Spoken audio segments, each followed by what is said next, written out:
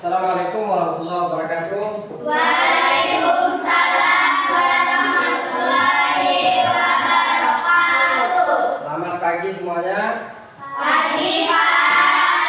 Apa kabar kalian? Sehat. Alhamdulillah. Untuk pagi kali ini kita akan membahas materi tentang meneladani perjuangan Rasulullah, yaitu tentang peristiwa Fathu Mekah. Sebelum kita memasuki materi kita pada pagi kali ini, kita lebih baiknya kita membaca doa terlebih dahulu. Untuk ketua kelas tolong disiapkan. Masih berdoa. Bismillahirrahmanirrahim.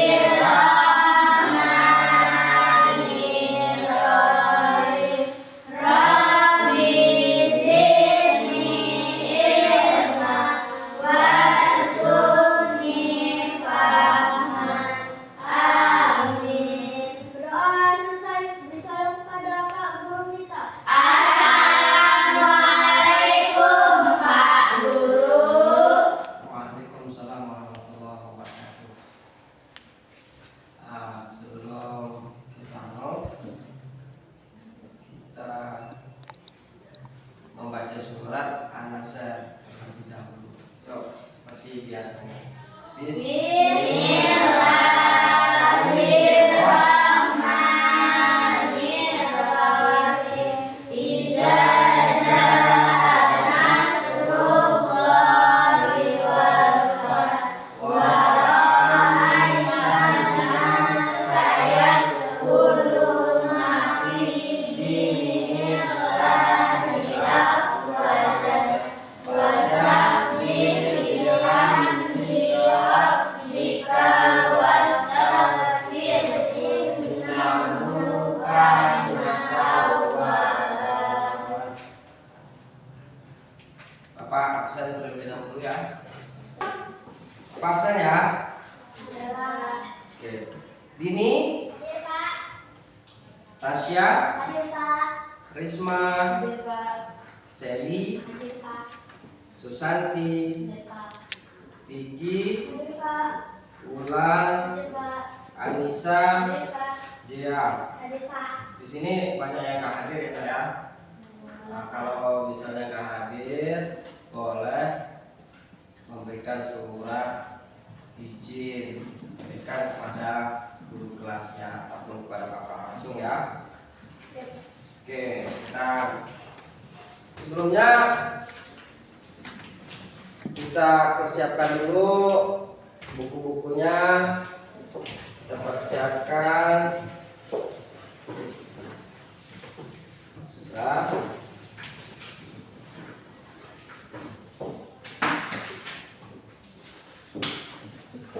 Nah, untuk lebih semangat, kita sama-sama kita tepuk semangat yuk. Tepuk semangat. Dan ding ding ding, dum dum dum, dang dang dang, ding ding ding, dum dum dum. Aha aha aha aha aha semangat. Nah, di sini kelompok yang pertama, di sini kelompok kedua, dan kelompok Anissa kelompok yang ketiga. Sebelumnya, Bapak ada pertanyaan buat kalian. Apakah kalian pernah membuat janji sama teman ataupun sama saudara? Pernah. Nah, coba ceritakan pengalaman apa yang pernah kalian buat dalam perjanjian itu. Saya pernah Pak waktu bekerja kelompok di rumah teman. Oke, di rumah siapa itu nak? Di rumahnya Dini. Oke, jadi Tasya pernah buat janji dengan teman untuk membuat tugas kelompok di rumahnya Dini ya. Nah, bagaimana perasaan Tasya ketika janji dengan teman itu tidak ditepati? Sedih.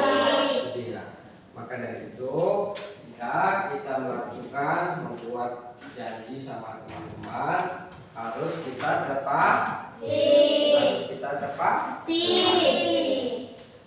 Sebelumnya kita sudah Bapak bahas tadi, kita akan melakukan pembelajaran tentang peristiwa Fathu Mekah.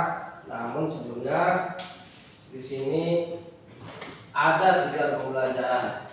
Tujuan pembelajaran yang pertama, siswa memahami peristiwa Fathu Mekah Nabi Muhammad SAW dengan baik dan benar. Yang kedua, siswa mampu menjelaskan peristiwa Fathu Mekah Nabi Muhammad SAW dengan baik dan benar. Yang ketiga, bisa menyebutkan sebab-sebab terjadinya Fathu Mekah. Yang keempat, meneladani kisah terpuji pada peristiwa Fathu Mekah Nabi Muhammad SAW.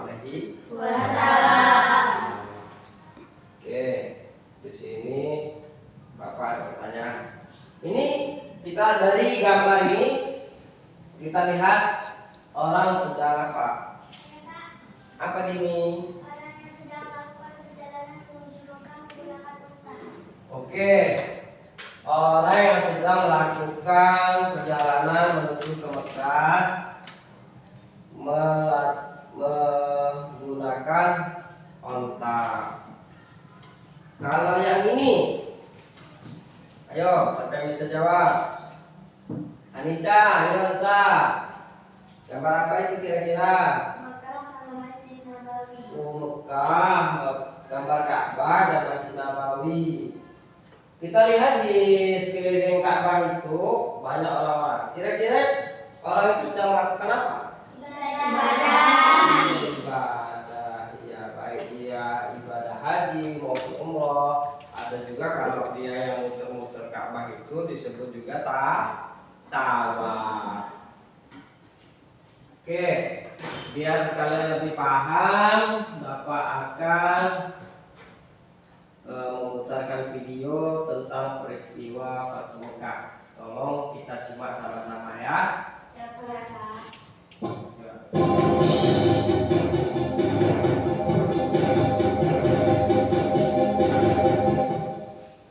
Fathu Mekah, pembebasan kota Mekah.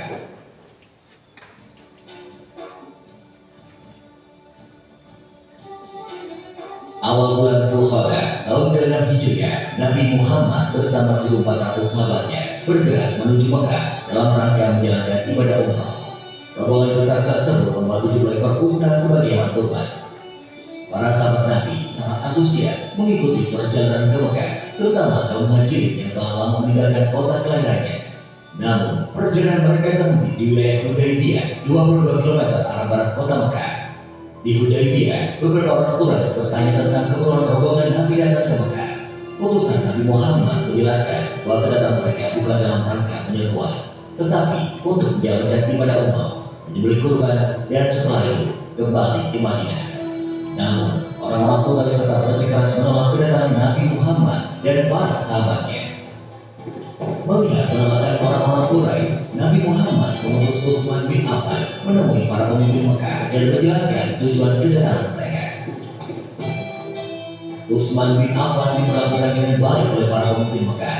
Bahkan, para pemimpin Mekah mengizinkan Utsman untuk melakukan tawaf di Ka'bah. Tapi tanpa Nabi Muhammad dan para sahabatnya, Utsman menolak tawaran tersebut. Para pemimpin Mekah tetap menolak kedatangan Nabi Muhammad dan para sahabatnya. Oleh karena itu, dilakukan perundingan antara kaum muslim dan Quraisy Mekah. Nabi Muhammad memimpin langsung delegasi kaum muslim, sedangkan delegasi kaum Quraisy dipimpin oleh diplomat senior mereka, Suhail bin Amr. Perundingan yang berjalan aman tersebut akhirnya menghasilkan beberapa kesepakatan yang isinya: pertama, gencatan senjata antara kaum muslim dan Quraisy Mekah selama 10 tahun. Tidak akan ada tindakan buruk maupun permusuhan dari kedua belah pihak. Kedua, jika ada yang datang kepada Muhammad tanpa izin keluarganya, maka dia harus dikembalikan. Dan jika ada muslim yang datang kepada kaum Quraisy, maka dia tidak akan dikembalikan. Ketiga, bebaskan kepada seluruh klan yang ada di Arab untuk menjalin kerjasama kepada kaum muslim maupun kaum Quraisy. Keempat, pada tahun tersebut rombongan kaum muslim belum diperbolehkan memasuki Mekah. Pada tahun berikutnya, kaum muslim baru diizinkan masuk Mekah selama 3 hari dan hanya boleh bersenjatakan pedang tanpa diurus. Kelima, perjanjian antara kaum muslim dan Quraisy Mekah didasari ketulusan dan kesediaan untuk melaksanakannya tanpa penipuan dan penyelewengan. Kesepakatan yang dikenal sebagai perjanjian Hudaybiyah tersebut dibuat rangka 2, masing-masing untuk kaum muslim dan kaum Quraisy Mekah. Isi perjanjian yang dianggap merugikan pihak muslim itu membuat para sahabat keberatan. Namun, Nabi Muhammad berhasil meyakinkan para sahabatnya bahwa perjanjian tersebut sebenarnya sangat menguntungkan kaum muslimin. Setelah sekitar 20 hari berada di Hudaybiyah, Nabi Muhammad dan para sahabatnya kembali ke Madinah. Dalam perkembangannya, seperti yang tercantum dalam isi perjanjian, 2 suku yang saling berperang, yaitu suku Khuza'ah dan suku Bakr, menjatuhkan pilihan mereka. Suku Khuza'ah bergabung ke kaum muslim, sedangkan suku Bakr bergabung ke Quraisy. Mengikuti isi perjanjian Hudaybiyah, suku Khuza'ah dan suku Bakr juga melakukan gencatan senjata. Meskipun sepintas perjanjian Hudaybiyah merugikan kaum muslim, namun secara diplomasi, Nabi Muhammad meraih kemenangan politik melalui perjanjian tersebut. Kaum muslim diakui eksistensinya dan Islam diakui sebagai agama resmi di Jazirah Arab. Selain itu, kaum Quraisy Mekah juga mengakui Madinah sebagai sebuah negara. Perjanjian Hudaybiyah ternyata tidak berjalan sebagaimana mestinya. Ketika pihak Quraisy melakukan pelanggaran, suku Bakar melakukan penyergapan terhadap suku Khuza'ah di sebuah oasis. Penyergapan tersebut dibantu oleh Quraisy Mekah. Pelanggaran perjanjian Hudaybiyah membuat Nabi Muhammad dan para sahabatnya mengambil keputusan penting menyerbu Mekah. Sedangkan di Mekah, para pemimpin Quraisy yang menyadari pihaknya telah melakukan pelanggaran mengirim Abu Sufyan ke Madinah untuk melakukan diplomasi. Di Madinah, Abu Sufyan menemui Nabi Muhammad dan memberikan penjelasan panjang lebar. Namun, Nabi Muhammad tidak menghiraukan Abu Sufyan. Selain bertemu Nabi Muhammad, Abu Sufyan dan sempat menemui Abu Bakar, Umar bin Khattab, dan Ali bin Abi Thalib. Namun, tetap saja Abu Sufyan gagal menemukan jalan keluar. Di Darul Asad, Abu Sufyan pun kembali ke Mekah. Setelah bertahun-tahun, jumlah pengikut Nabi Muhammad semakin besar. Kali ini, seluruh pasukan muslim dengan persenjataan lengkap telah bersiap menuju Mekah. Pada panjang seluruh pasukan muslim memulai perjalanan ke Mekah. Kali ini, pasukan muslim akan melaksanakan misi yang sangat menentukan, yaitu Fathu Mekah atau pembebasan kota Mekah dari tangan kaum Quraisy. Para pemimpin Mekah sama sekali tidak menduga kekuatan pasukan Nabi Muhammad.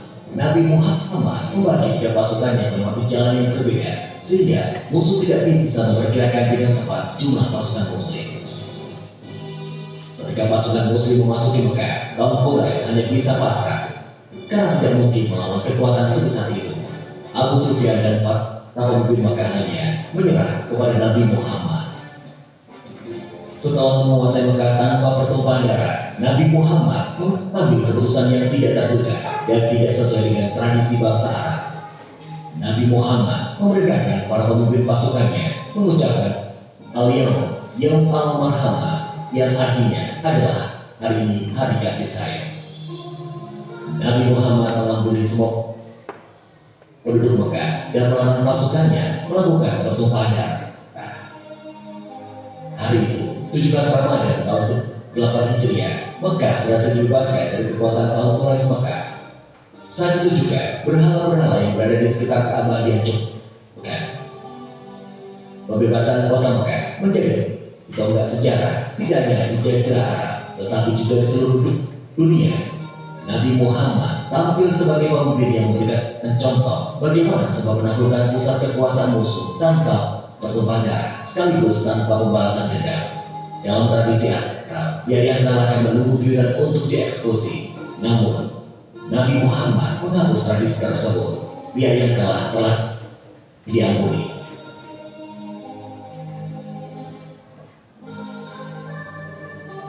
Setelah Ka'bah dibersihkan dari berbagai jenis berhala, Bilal pun diperintahkan Nabi untuk mengumandangkan azan.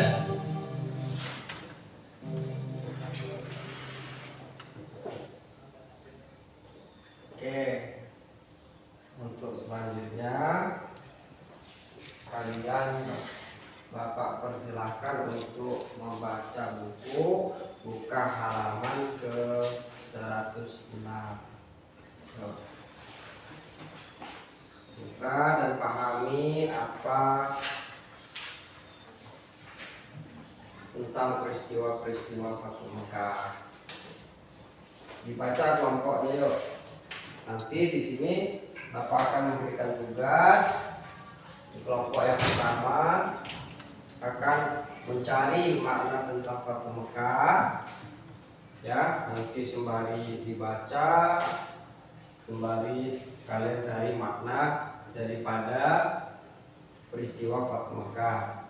Kelompok yang kedua, Bapak minta kalian bisa mencari sifat terpuji, sifat positif dari peristiwa Fathu Mekah. Ya, terutama sikap positif Nabi Muhammad SAW. Kelompok yang ketiga, Bapak minta carikan hikmah-hikmah dari peristiwa Fathu Mekah. Yuk dibaca dulu, bukunya dipahami, terus itu ditulis sesuai apa yang Bapak minta.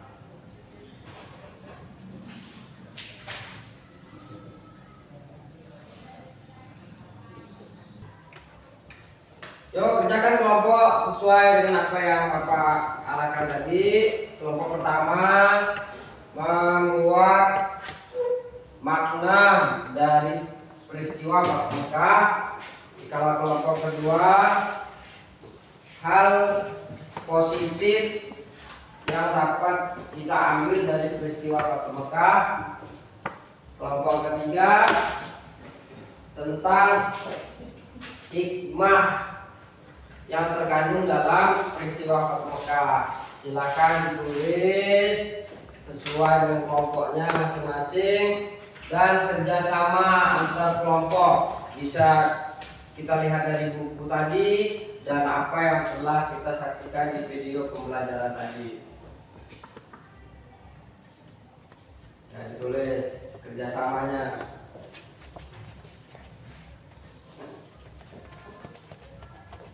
Ya.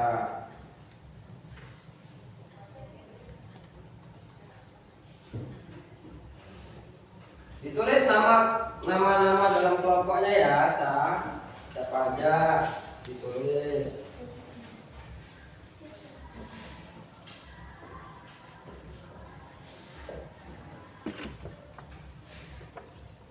Oke, siapa aja nama kelompoknya silakan ditulis.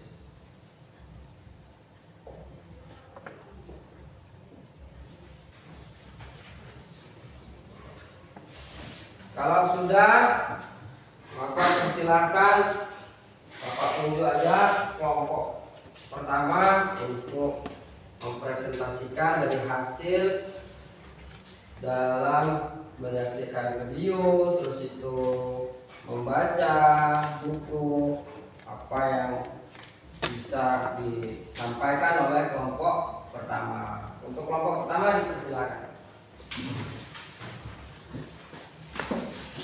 Perkenalkan diri dulu ya, perkenalkan kelompok pertama.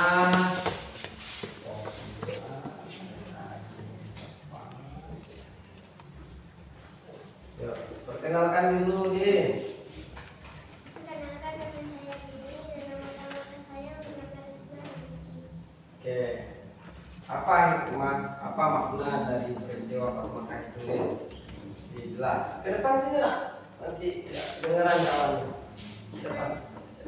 Nabi Muhammad SAW dan sahabatnya berhasil memasuki kota Mekah secara aman. Penduduk Mekah berbondong-bondong memeluk agama Islam dan Nabi Muhammad SAW menunjukkan sifat pemaaf kepada penduduk Mekah. Oke, tepuk tangan buat kelompok ini. Dari apa yang disampaikan kelompok pertama ini, ada yang mau ditanya? Oke, siapa? Tasya, mau nanya apa Tasya? Apa saja perilaku dalam peristiwa Fathu Mekah. Oke, apa Din kira-kira Din? Menepati janji, rendah hati, dan kasih sayang. Oke, tepuk tangan lagi buat kelompok yang pertama. Sangat luar biasa. Dipersilakan duduk buat kelompok yang pertama. Kelompok kedua dipersilakan untuk maju ke depan menyampaikan hasil diskusi dari kelompok kedua. Perkenalkan dulu sebelah sini. Iya. Perkenalkan, nama saya Nasya dari kelompok 2 dan anggota saya Seri dan Bulan. Iya. Sampaikan apa hasil diskusinya, Tasya. Nabi Muhammad SAW bersikap tawadu dan memaafkan para musuh-musuhnya. Oh, jadi Nabi Muhammad bersikap tawadu dan memaafkan musuh-musuhnya. Jadi di peristiwa Fathu Mekah ini, walaupun Nabi Muhammad menang dalam peristiwa Fathu Mekah ini, namun Nabi Muhammad SAW tidak melakukan pembunuhan, namun memberikan maaf untuk para musuh. Oke, tepuk tangan. Yuk, persilakan dulu lagi. Untuk kelompok yang terakhir, insya Allah bisa sangat luar biasa kelompok ketiga ini. Dia akan menyampaikan tentang hikmah dari peristiwa Fathu Mekah. Apa hikmahnya? Perkenalkan dulu nama kelompoknya. Perkenalkan, nama saya Anissa dan anggota saya Zia dan Susanti. Oke, apa kira-kira hikmah daripada peristiwa Fathu Mekah? Orang beriman akan mendapatkan kemenangan dan bantuan dari Allah Subhanahu wa Ta'ala selama terus istiqomah berjuang dan bersabar serta terus menjaga ketaatan kepada Allah dan Rasul-Nya. Siap, terima kasih. Tepuk tangan. Yo, dipersilakan duduk kembali. Jika hikmah dari peristiwa Fathu Mekah, jika kita selalu berusaha, selalu berjuang, maka akan mendapatkan pertolongan Allah Subhanahu wa Ta'ala.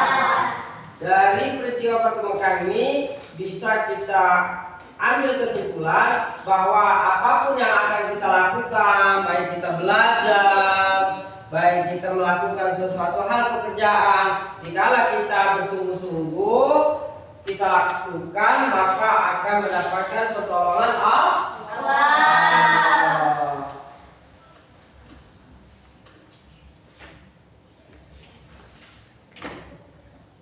Oke,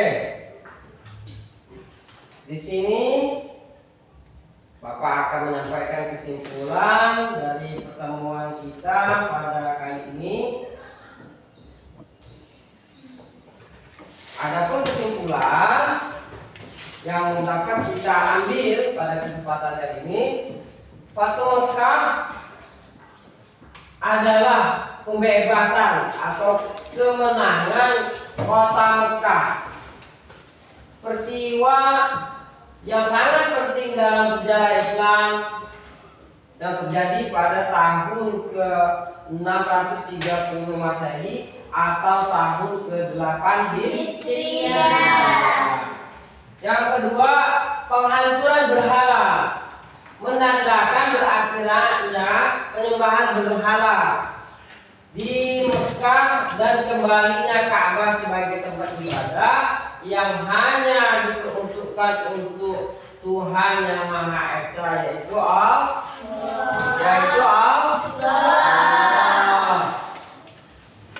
Yang ketiga, perdamaian dan pengampunan. Nabi memberikan pengampunan kepada banyak orang Mekah, termasuk mereka yang pernah menyakiti Nabi Muhammad SAW. Ini menunjukkan sikap pemaaf dan kedamaian yang dibawa oleh Islam, kemenangan moral dan spiritual. Fathu Mekah memperkuat posisi Nabi Muhammad SAW sebagai pemimpin agama dan politik. Ini juga menjadi momentum yang sangat penting dalam menyebarkan agama Islam ke seluruh dunia. Sampai sini ada yang mau ditanyakan? Tidak. Kalau tidak ada yang mau ditanyakan, dari hasil kita menyaksikan video, terus itu kita membaca buku pembelajaran kita, Bapak akan membagikan soal sebatas mana kemampuan kalian dalam mengingat, dalam memahami materi tentang Fathu Makkah. Oke, kerjakan masing-masing ya. Kerjakannya pelan-pelan aja.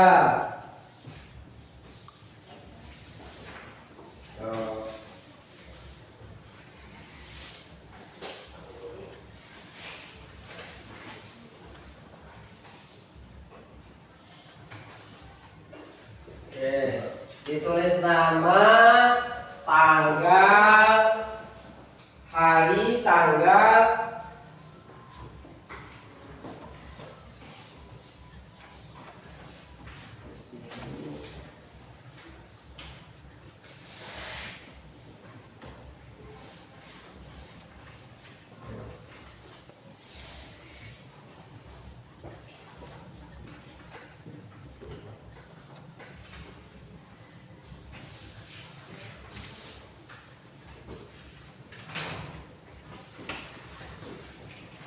jangan nyontek, dibaca betul-betul, pertanyaannya dibaca betul-betul.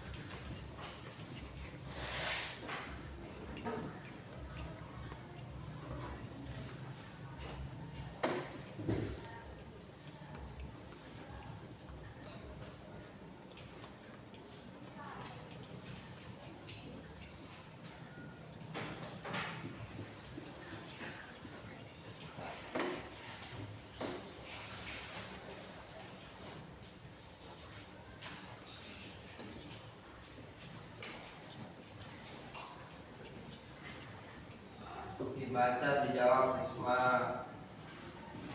Jawab.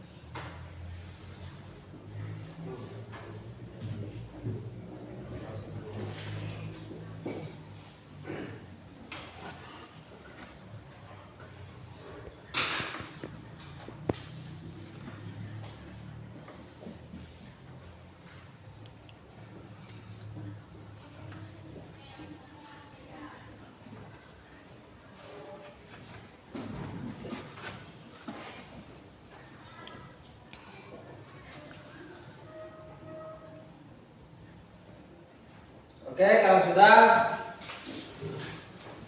Bapak persilakan pukul. Nanti Bapak akan menilai. Yuk berkelompok, dikumpulkan satu orang. Ke depan, Bapak akan menilai.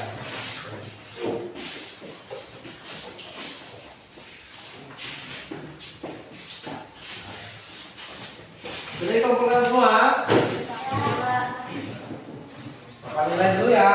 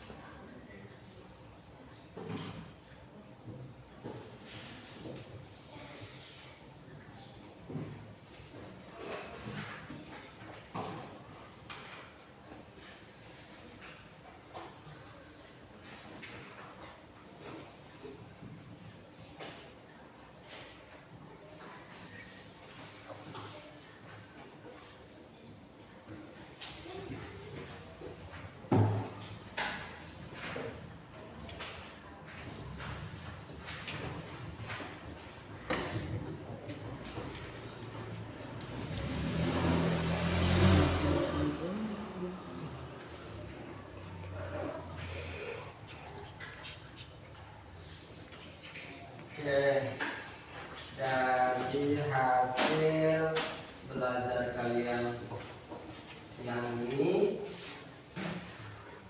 nilainya alhamdulillah sangatlah baik ya, sesuai dengan harapan kita semua.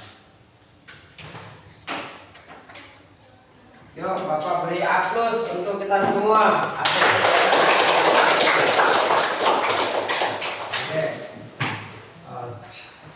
Sampai di sini pertemuan kita tentang peristiwa Fathu Mekah, dan minggu depan kita akan melanjutkan materi tentang peristiwa Haji Wada. Oke? Sebelum kita akan pulang, maka silakan rapikan dulu buku-bukunya. Perhatikan.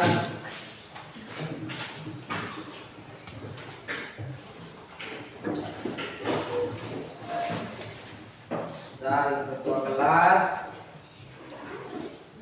kelas boleh mempersiapkan untuk berdoa. Semua siap, berdoa mulai.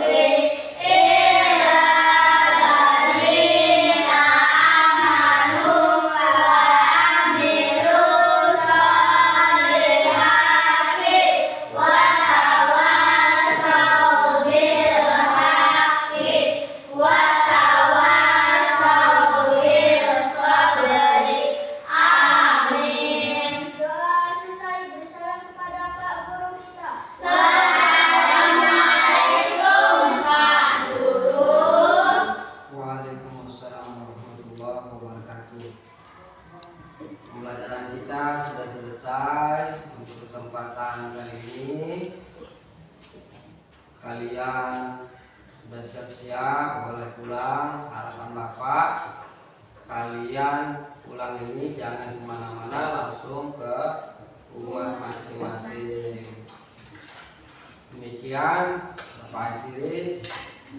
Billahi taufiq wal hidayah.